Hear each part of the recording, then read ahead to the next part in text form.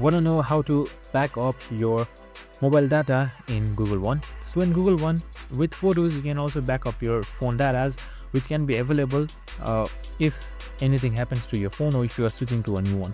So in this video, I'm going to show you how you can do it in just under a minute. So let's get right into it. Now first things first, just simply open up your Google One application right here, and once you're on this interface, here should be seen backup right beside cleanup, so you can just simply select that. So now once you have selected setup, here should be seeing two options under backup details, so which is your device data and photos and videos. Now since we are backing up our data only, you can just simply select that, and here you can see enable backup other device data. You can just simply select that, and as you can see right here, it should start backing up automatically for you. And that's it, super simple and easy. I hope this video helped. If it did, make sure to like, subscribe and tune in with us for more of these videos. See you in the next one.